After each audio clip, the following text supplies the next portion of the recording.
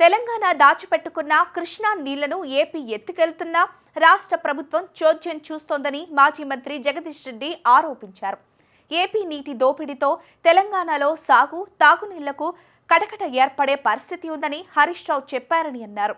హరీష్ ప్రశ్నలకు సమాధానం చెప్పకుండా మంత్రి ఉత్తమ్ కుమార్ రెడ్డి చెత్తమాటలు మాట్లాడారని జగదీష్ రెడ్డి మండిపడ్డారు.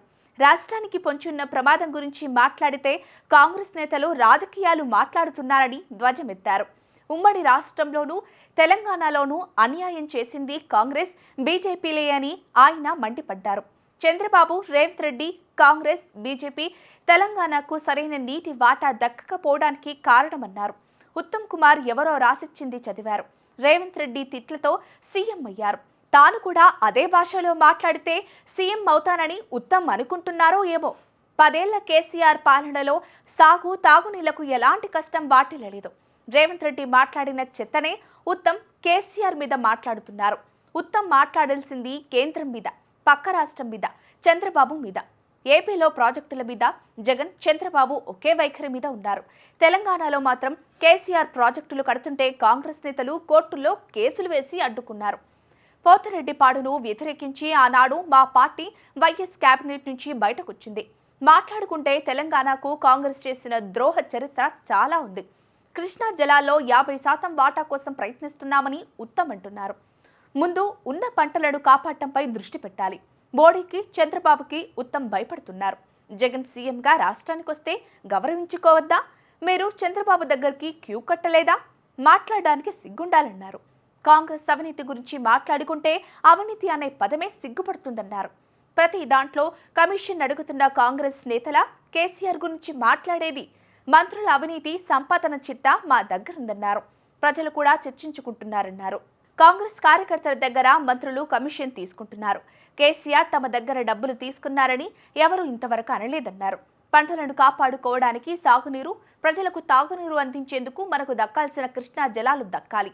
ఇందుకోసం బీఆర్ఎస్ ఎంతకైనా తెగిస్తుంది. చంద్రబాబు సాగర్, శ్రీశైలం ప్రాజెక్టులను మరో పోలవరం ప్రాజెక్టులుగా మారుస్తున్నారు. మంత్రులు కృష్ణా జలాలపై సోయి లేకుండా సొల్లు పురాణం చెబుతున్నారు. కాళేశ్వరాన్ని ఎండబెట్టారు కనుకే గతంలో మాదిరి సూర్యాపేట, మహబూబాబాద్ జిల్లాలకు నీళ్లు రావడం లేదన్నారు. ఎస్ఆర్ఎస్పీ నీళ్లే అయితే ఇప్పుడు మాకు నీళ్లెందుకు రావడం లేదు?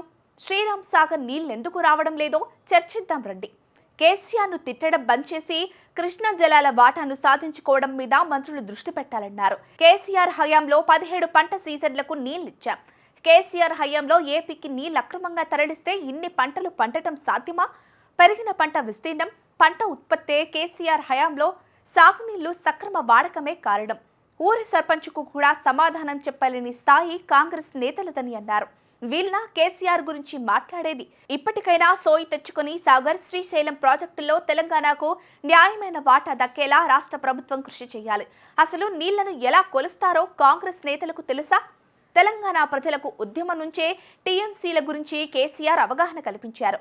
కేసీఆర్ను విమర్శించడానికి కిషన్ రెడ్డి, బండి సంజయ్లకు సిగ్గుండాలి అని అన్నారు.